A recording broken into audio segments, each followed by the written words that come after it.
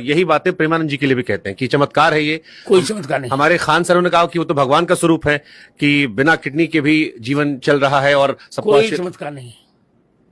चमत्कार यदि है जी, मैं चैलेंज करता हूं प्रेमानंद जी, एक अक्षर मेरे सामने संस्कृत बोलकर दिखा दें बस।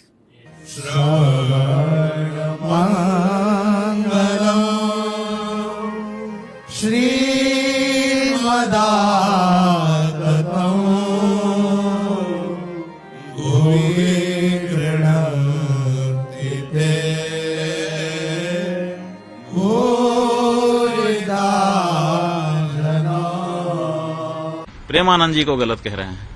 और प्रेमानंद जी क्यों गलत हैं? क्योंकि वो संस्कृत नहीं बोलते हैं। तुलसीदास जी, जिनकी पीठ पर आप स्वयं बैठे हुए हो, उन्होंने भी तो अवधी भाषा में रामचरितमानस लिख दिया। संस्कृत में क्यों नहीं लिखा उन्होंने? क्या संस्कृत बोलना ही विद्वत्ता होती है? क्या गोस्वामी तुलसीदास जी विद्वान नहीं थे कि वो अवधी भाषा में महाकाव्य की रचना कर रहे थे, अवधी भाषा में राम जी के गुणगान कर रहे थे?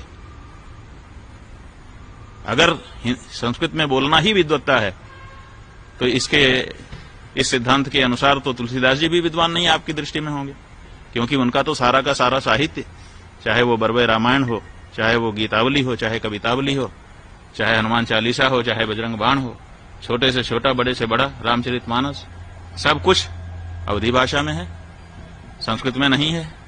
तो क्या तुलसीदास जी विद्वान नहीं थे?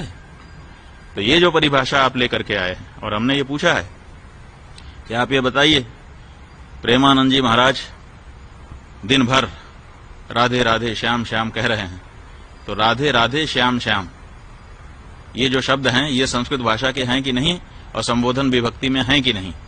और जब संबोधन विभक्ति से अपदम न प्रयुंजित, अपद नहीं बोलना चाहिए, और वो उसको पद बना करके संबोधन विभक्ति में ढाल करके अगर दिन भर उच्चारण कर रहे हैं, तो आपसे ज्यादा संस्कृत तो वो बोल रहे हैं। मैंने प्रेमानंद जी के लिए कोई भी अभद्र टिप्पणी नहीं की है। वे मुझे, मेरी दृष्टि में एक बालक को तो पुत्रवत है, मेरी अवस्था भी बड़ी है।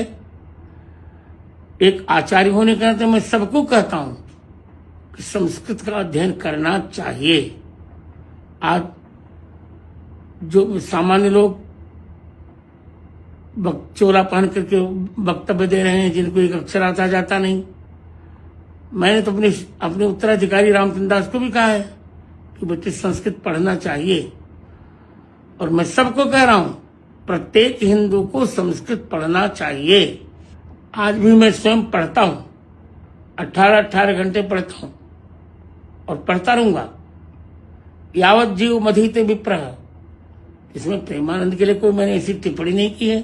हाँ, चमत्कार को मैं नमस्कार नहीं करता, ये सत्य है।